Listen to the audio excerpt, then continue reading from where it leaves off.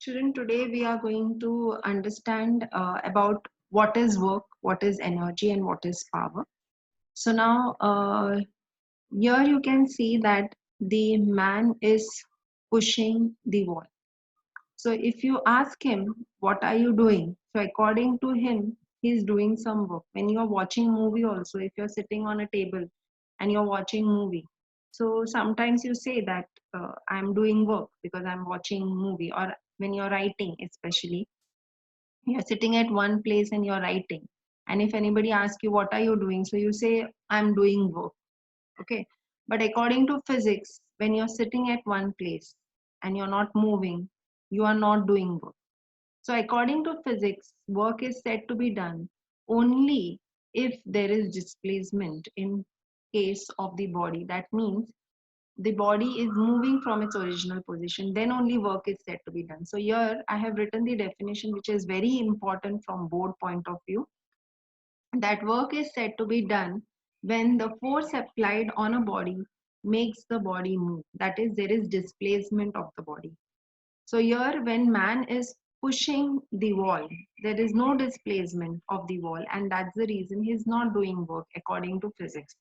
So we have to understand from this that the work depends upon two factors. One, the force that is applied on the body, and second, that the body has to get displaced from its original position. Then only the work is said to be done.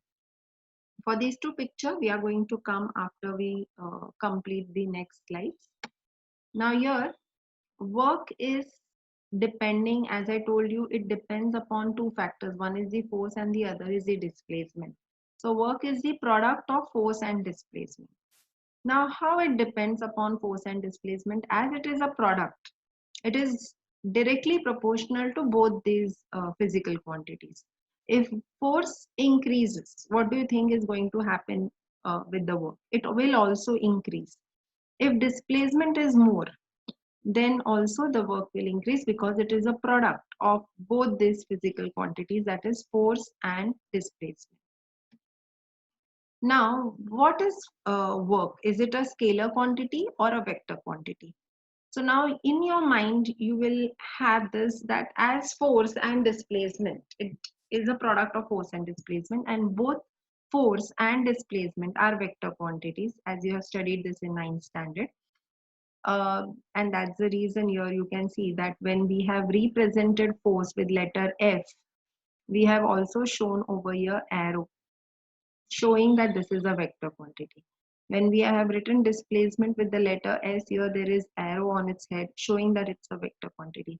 So when you multiply two vector quantities, the product of two vector quantities will always be a scalar quantity.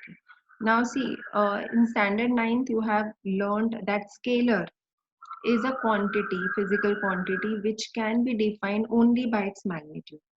As I told you, for example, if you are considering mass is a scalar quantity, because when you go to vegetable vendor, if you want to buy some potatoes, you will say 3 kg potatoes or 4 kg potatoes. So the only the magnitude you are going to specify. You are not going to specify its direction. And that's the reason it's a scalar quantity. And when you multiply scalar quantities, you use simple arithmetic operations and you can get the value. But when you're multiplying vector quantities, there are special laws which we use. So cross product and dot product, there are these two methods. So vectors can be multiplied with cross method or dot method.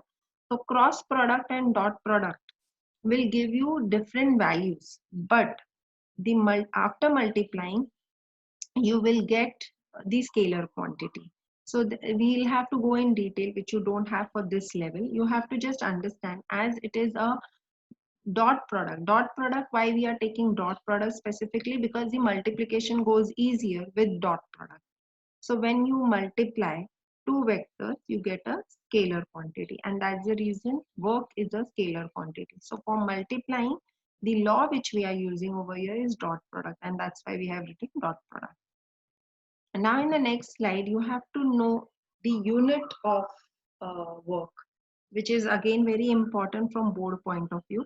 The SI unit of work is joule. So when you're writing joule, Joule, you have to see to it that J is small. And when you're writing only with respect to its symbol, that time you have to write J capital. And then CGS unit of work is erg.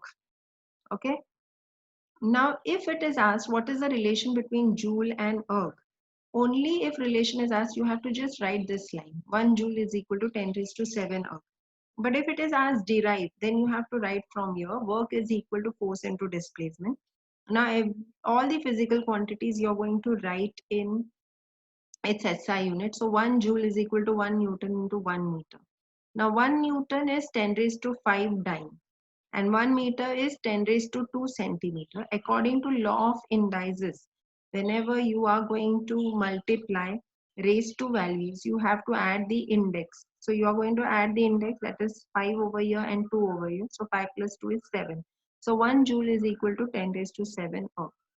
After that, over here, now this is very important. You have to understand that when we saw in the initial slide, we saw that work is force into displacement.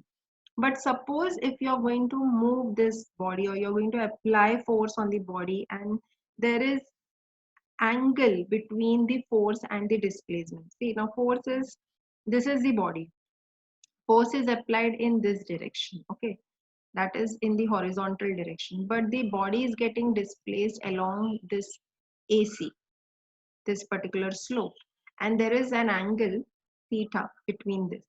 So in that case, what will be the value for work? How are you going to write? Because you know that work is equal to force into displacement. You never gave thought for the angle. So in this case, what you're going to do is you're going to find this component of displacement, which is along the direction of force. Now force is in this direction, in the horizontal line. So you have to find the component of this displacement along this particular force line. So for that, we are going to use trigo, that is trigonometry.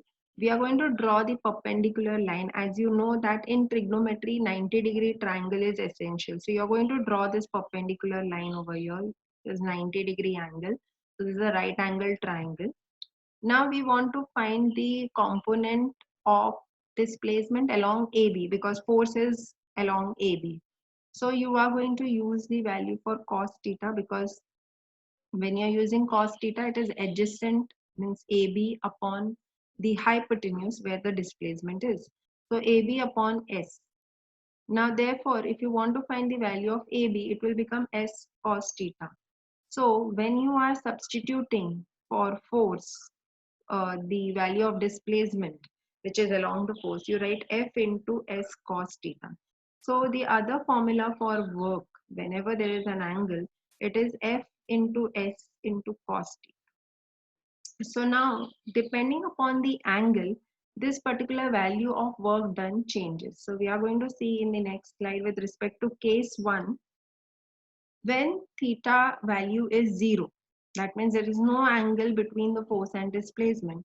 So what will be the value of cos theta? You have to now apply your knowledge from trigonometry, which you have studied in standard 9. Cos theta value will be 1. So in that case, if you are substituting it in the formula, W is equal to F into S into cos theta, F into S into 1, that will give you the value F into S. So it is positive and it is maximum. Okay. Now here you can see Cooley is lifting the luggage, and the displacement when he is lifting the luggage, that is of H meters. Okay, here you can see. Now if he is lifting the luggage, that and he's lifting it and placing it on his head, that time he is going to work against the force of gravity. So that is the force which he is going to the force which is applied on the luggage, that is force of gravity. Gravitational force is written by the formula m into g. Okay, mass into acceleration due to gravity. And because the displacement of the luggage is till the Cooley's head, so it is h. Okay, it is raised till height h, and that's the reason the value for work done is mgh. So whenever you are going to talk about the gravitational force over here, so you have to always remember with respect to gravitational force, the value of work will be always m into g into h. Now here why we have told that this work is positive, though gravitational force you will say is going to be acting in the downward direction, then but work is done in the direction opposite to the gravitational force, then you have to understand that we are not going to take into consideration gravitational force. Here we are going to consider his muscular force, because he is applying the muscular force that is equivalent to the gravitational force to lift this body up. And as the body is getting displaced in the direction of the force, that is his muscular force, that's the reason this particular work is taken as positive, because both the displacement and the force are in the same direction. And that's why this particular work done is considered as the positive work. Now here you can see that the free falling body. Okay. Now whenever the body is falling freely, that time also it is falling under the influence of gravitational force. And that's the reason work done is mgh. Now in the next slide, we'll see that when the angle between the force and displacement is 90 degree, that time what happens? So if theta is 90 degree, then the value of cos theta is 0. As again, you have to apply the knowledge of trigo which you have studied in standard 9. So cos 90 is 0. And then when you substitute over here, you get f into s into 0, that is 0. So work done is 0 when the angle between the displacement and the force of gravity. Here again we have taken the same example. Coolie is lifting his luggage, but this time we have considered gravitational force. But Coolie is not lifting the luggage. Coolie has already kept the luggage on his head and he is going to move from this direction horizontally. That means the force of gravity is acting in downward direction, and the coolie from this position, which is his original position, is going to move to this position where the arrow head is seen. That means he is going to move horizontally. So if the force of gravity is in downward direction and coolie is moving in straight horizontal line, so the angle between the displacement and the force of gravity is 90 degree, and that's the reason work done is 0. Now here also you will see, as I had told you, that the picture which was there on the first slide, and this is the same picture. Now when the earth is revolving around the sun, okay, that time the centripetal force which is responsible for the circular motion is acting along the direction, uh, along this direction, that is towards the center, and the displacement is tangential to this force. So that means the angle between this displacement and the force is of 90 degree, and cos 90 is 0. So work done is 0. So always remember that whenever the body is in circular motion, that time the work done is 0. Okay, now we go to the next slide. This is case 3. Now here you can see that the value of theta is 180 degree. So whenever the value of theta is 180 degree, cos 180 degree is negative 1. That means the work done is negative.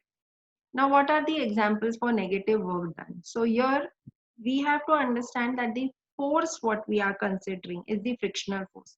So when the body is moved, you can see that here the box is pushed against the floor in this figure. So when the box is pushed against the floor, that time the frictional force is acting between the box and the floor.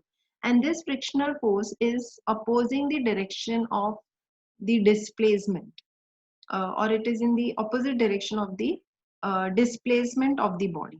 So the angle between the force, that is the frictional force, and the displacement is 180 degree. So the work done is negative. Here also when the rocket is launched, that time if you are considering the gravitational force over here, okay, you have to understand with respect to the force, the work done will change whether it is positive, negative or 0. The reason is you have to consider the angle between the force and the displacement. So here in this figure, rocket is launched, that time rocket is moving in upward direction and force of gravity is acting in downward direction. So again, the angle between the force and the displacement is 180 degree, and that's the reason work done is negative. Here this man is throwing a ball, okay, in the upward direction. Again, if you're going to consider gravitational force, as I told you before, gravitational force means force is mg, and displacement, if we are considering h, so it will be mgh. Now when you're throwing ball in upward direction, that time it is moving in the opposite direction to the gravitational force, and that's the reason work done is negative, and it is minus mgh. Now in the next slide, we have to understand now the next physical quantity, that is energy. Now, as in the definition, you can see energy of a body is the capacity to do work. Okay, so if you are taking any appliance, because in physics, you can't talk about the living bodies. You have to always talk about inanimate objects. That means the objects which do not have life. So now, when you consider a machine, okay, so how much work the machine can do, that much energy we consider that the capacity to do work is the amount of energy the machine or uh, any particular appliance is absorbing. For example, it can be electrical energy. In case of fan, there are two types of energy, that is mechanical and electrical energy. So in the next part, you'll understand that whenever you're going to talk about energy transfer, it's going to be from one form of energy to another form of energy. So energy of a body is the capacity to do work. Okay. So even in our case, when we have food, that is the chemical energy. Okay. In physics, it's not allowed to talk about living body, but I'm giving you an example so that you'll understand it very easily.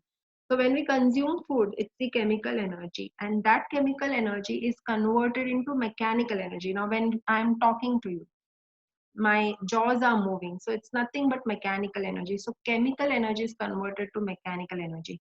So now this is the direct relation, that whatever energy is there in form of chemical energy in my body, that is converted into work when one form of energy is converted into another form. So work and energy, they are very much related, and that's the reason, as work is a scalar quantity, even energy is a scalar quantity. So it's defined with respect to its magnitude. Now here, as I told you, that one form of energy is getting converted to another form. So you can see a cyclist, he is moving up. So this is kinetic energy. And when he goes to the certain height, it's known as potential energy, which we are going to understand in the next slide. So one form of energy getting converted into another form. Okay. Now in the next slide, as I told you, energy as work done. So whenever a body does work, its energy decreases. If the work is done on the body, the energy increases. So what does it mean if the work is done on the body? That means you must have seen that when the machine you are using, that time the electrical energy, whatever it is using, that is used. For example, if I take the example of grinder, so electrical energy, whatever the grinder is using, it's going to do work. Okay, it's going to grind. So what happens is the energy decreases in that case, because it is going to do some work. So whenever the work is done, the energy decreases. But suppose if you are going to do the work on the body, for example, if you are taking the example of when you were small, that time you were using these toys which are working on a spring, and you have to key that toy. So when when you move the key, after some time, when you leave it, it starts moving. So that means when you're winding, when you're moving the key, when you're rotating the key, what are you doing? You wound the spring which is inside that. So when you wound the spring, that time you're doing work on that body. That means the energy in that body increases, and then that energy gets utilized when it is moving. Okay, so this is how the relation is. Whenever work is done, there is transfer of energy. As I told you that one form of energy gets transferred into another, and then the work is done. In circular motion, we have seen that work done is zero, so there is no energy transfer. Now in the next slide, as we learned about the SI unit of work, we should know the SI unit and the CGS unit of energy as well. So you will see that the SI unit of energy is same as the work, that is joule. So when you're writing, you have to write small j, O-U-L-E, and capital J. CGS unit of energy is a. And then when you are writing the energy in a bigger unit, so it is kilowatt hour. Now, this is with respect to electrical energy. Even this is very important from exam point of view. If you check your light bills, it's written 1 unit, 2 units, means how many units you have used. So what is this unit? This unit is nothing but written in kilowatt hour. So when we'll learn about power in detail, you will understand that power SI unit is watt, and for how long you're using that power. So that is in hours. So kilowatt is the bigger unit of power, and kilowatt into hour gives electrical energy. So 1 kilowatt hour, you should know this relation. Okay, derivation is not important, but you should know this value is 3.6 into 10 raised to 6 joule. You have to learn this for your exam. So kilowatt hour is the commercial unit of power. So kWh is equal to kW, that is power into time. So kilowatt into hour. And as 1 kilowatt is 1000 watt, okay, and 1 hour is 3600 seconds. So that's the reason you get this value 3.6 into 10 raised to 6. The reason is we get 36 into 10 raised to 5. But when we want to move this decimal to the left hand side, we multiply by 10 and divide by 10. So division of 10 is used up, and multiplied by 10 is added to 10 raised to 5, and that is how we get 10 raised to 6 joule. Okay. I hope everything is clear till here. Now the next part is energy of atomic particle. Even this is important from exam point of view. The energy of atomic particle is very, very small. So how do you write this particular unit for the energy which is there in the atomic particle, as the energy in them is very little? So you write it in electron volt. So EV, small e and capital V, is the way to represent electron volt. And you should know the relation between the electron volt and the this is the energy which is possessed. So as you know that the work done, okay, now in this case, sorry, um, yeah, just understand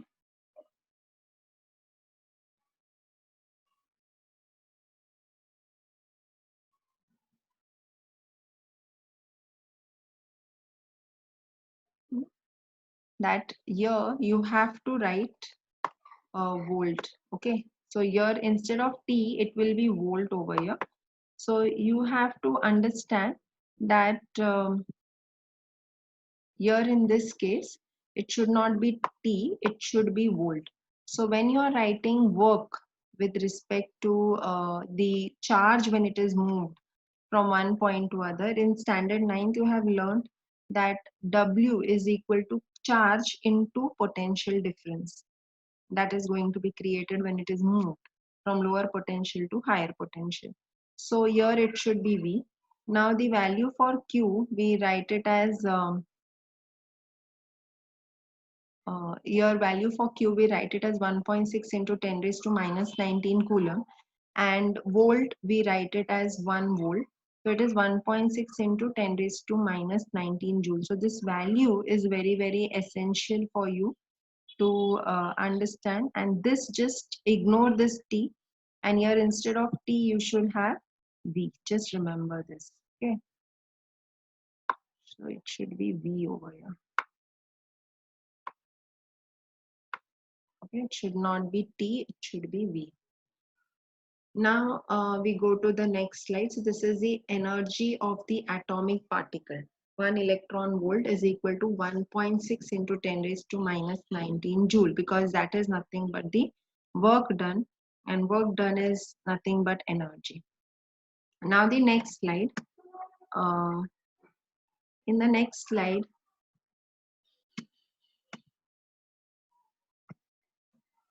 yeah, here you will see that calorie. Again, this is the another unit for heat energy. Very important that heat energy will be always specified with calorie. And the relation, as you have studied in standard 9, 1 joule is equal to 0.24 calorie, or 1 calorie is equal to 4.18 joules. So you have to remember this. So unit for heat energy, always remember it is calorie, and 1 joule is equal to 0.24 calorie, or 1 calorie is equal to 4.18 joule.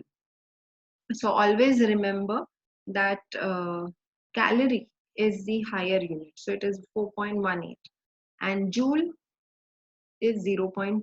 So it's smaller value when it is 1 joule. When it is 1 calorie, it is higher value, 4.18. So that's just a trick to remember it. Now, what is power? As you know, you will always, when you go and buy machine, you always see for the power, at how much power that machine has. Basically for machines like motors, when the motors what they have. So when you are talking about cars also, you talk about horsepowers. So power is the uh, amount of work that machine can do in less time. If it is in less time, then the power is more. If the work done by that machine takes a longer time, then the power is less. So actually it is the ratio of work upon time. So ratio of work and time. So work upon time is power. So here the definition for, in this chapter you have to learn the definition of work, definition of energy, definition of power. These three definitions are very, very important. Now power is equal to work upon time. Now power, is it a scalar quantity or a vector quantity? Again, it's a scalar quantity. And the SI unit of power is watt. So you, again, when you're writing WATT, write small w. And when you're representing only with letter, write capital W. CGS unit of power, as work, CGS unit is erg. Time, CGS unit is second. So erg per second. Okay. Now in the next slide, you should know these units as well and their relation as well. So for this,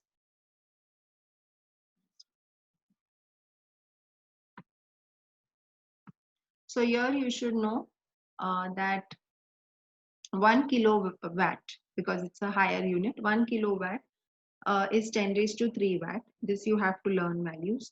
1 megawatt is 10 raised to 6 watt. 1 gigawatt is 10 raised to 9 watt. You have already learned this in standard 9th also. And 1 horsepower is 746 watt. And if you're writing in kilowatt, it is 0.746 watt, kilowatt, because you're dividing by 1000. Okay, so these are the other units of power which you have to learn by heart. This is all according to the scope what you have to learn. After that, what are the different forms of energy? Chemical energy, as I told you, food, which the plants prepare during photosynthesis, is in the form of chemical energy. Crackers, it has chemical, and the energy which they possess is chemical energy. Mechanical energy, anything which is moving, has mechanical energy are two types, potential and kinetic. We are going to learn in detail about it. Next is heat energy. Uh, sun is having heat energy. Electrical energy, uh, appliance, when you connect it to the socket, possess, they take electrical energy. Nuclear energy, this is the energy which is there in nuclear bombs. So that means when the radioactive elements, they are bombarded, the energy what they give out is nuclear energy. Then sound energy, you don't have to learn its definition. So anything when it vibrates and produces sound, the energy what it possesses, the body possesses sound energy. You have to only know the names of the types of energy. Light energy, anything that produces light possesses light energy. These are the different types of energy. And examples you should know. So conversions are very important, which is there in the next part. First, we'll understand about the mechanical energy in detail. That mechanical energies are of two types. One is potential energy and the other is kinetic energy. What is potential energy? So the energy possessed by a body at rest, so due to its position or size or shape, is called potential energy, and it is represented by letter U. So here you can see the car is at the height. So because it is at height from the earth's surface, so H is more. Okay. So potential energy is greater. It is at rest. The water which is stored in the dam possesses potential energies. Now this is the spring. When it is compressed, because it is at the it is stationary, it possesses potential energy. When you leave it, it will get converted into kinetic energy. So one form of energy gets converted into another form. Okay. Then so two kinds of energy, that is potential one, which we have already seen. Next is kinetic. Now derivation is very important. That is potential energy is represented as mgh. So this is a gravitational potential energy. Wherever mg is there, you should know it is gravitational force. So that's the reason it is mg. And the work done, as I told you, against gravity is mgh. So energy what the body possesses is also mgh. So this derivation is very important from exam point of view, which you have to learn. So here you have to write like this: let a body of mass m be lifted from the ground to the vertical height h. The least upward force required to lift the body without acceleration must be equal to the force of gravity, that is F is equal to mg, on the body, which is, no, gravitational force is acting downwards. So force of gravity is acting downwards. So when you are going to lift, so you have to overcome that gravitational force. That's the reason it's going to be equal. So thus the work done is equal to force of gravity into displacement, that is mgh. So the gravitational potential energy is considered as mgh because you are going to move the body against the gravitational force. Okay, so here there is the example where the car is at the height. So the energy which it possesses at the height is gravitational potential energy. So derivation important. Now these are the certain examples which you should know, that when the stone is placed at height has gravitational potential energy, that is equal to work done in moving the stone to that height. So some work is done when the stone is moved from the ground level to the height. So that work which is done is converted, because you're doing work on that stone when you're moving it. So that is converted into the energy now, and it is stored in the body. That is known as potential energy. Now they have given an example here. When the stone falls, suppose if there is a nail and it is the nail is standing on a wooden piece and the stone falls on this nail, then the nail will get pierced into the wooden stand. The reason is uh, the potential energy what the stone possesses now converted into the kinetic energy of the nail, and that is how it gets pierced. Now in the next case, what is kinetic energy? Kinetic energy is the energy possessed by the body due to its state of motion. Okay, so whenever body is in motion and the energy what the body possesses with respect to or in with the respect to the state of motion, that is known as kinetic energy. How do you write or express kinetic energy? That is half mv square. How do you express potential energy? U is equal to mgh. So this is very important. Again, derivation of kinetic energy very important from the scope point of view. So the kinetic energy possessed by the moving body is equal to the amount of work done which the moving body can do before coming to rest. That means when the body is moving, it's in motion. So after some time, it's going to come to rest. So before that, when it was in motion, whatever energy that body possesses, that is kinetic energy. So what we do is, suppose we take the mass of the body is moving, the body of mass m is moving with the velocity v. That means initial velocity of that body is v. Okay. Force is F, which is constant, and that is the opposing force. That means there is friction when the body is moving. So now after some time, the body comes to rest. Okay, so what happens is the final velocity becomes zero, initial velocity is zero. And A be the uniform retardation, because the body is going to come to rest, so it is retarding. So that is retardation. So that is A. Now after that you substitute kinetic energy as work and energy is same. So retarding force into displacement, that is S. Now this displacement we are going to calculate here. So initial velocity is V, final velocity is 0. Retardation is negative A. So when you substitute in this particular kinematical equation, V square is equal to U square plus 2AS, 0 is equal to V square plus 2 into minus A into S. So now here what do we get after moving this V square to this side? We'll get minus V square, which I've not shown over here. And then when you divide by 2A, you will get V square upon 2A because negative negative sign gets cancelled. So S is equal to V square upon 2A you get. Now F is equal to ma.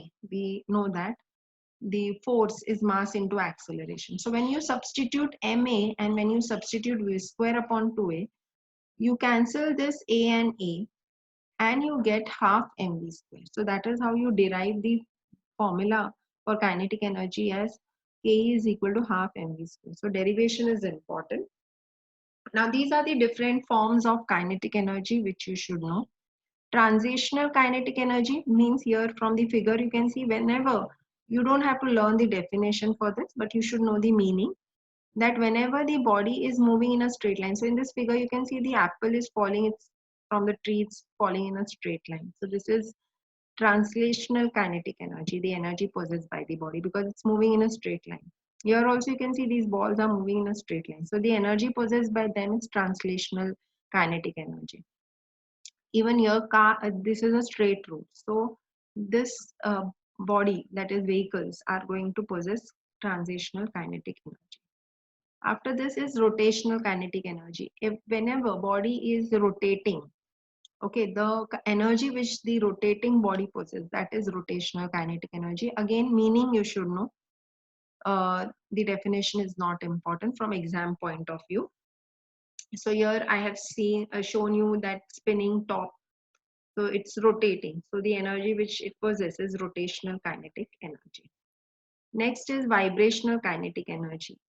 Whenever the body is vibrating, that means it is moving to and fro from its mean position. So the energy possessed by the body is vibrational kinetic energy. Here I have shown the diagram for simple pendulum where it is vibrating.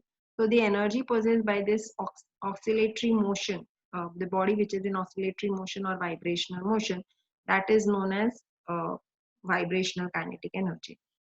Here also you can see this was a string. You pluck it and then it starts vibrating. So the energy possessed by it is vibrational kinetic energy. Now this is very important. The energy transformation, very important. It's in your textbook. So suppose if they ask you dynamo. So what is the energy change? So you have to say mechanical energy getting converted into electrical energy. In case of motor, it is electrical energy getting converted into mechanical energy. Electric iron, you can see electrical energy getting converted to heat energy because it gets heated. In case of thermocouple, it is heat energy getting converted to electrical energy. Thermocouple is the appliance which is used in geysers. So when it is very hot, that time what happens is that you can see that the light which is there, it switches off.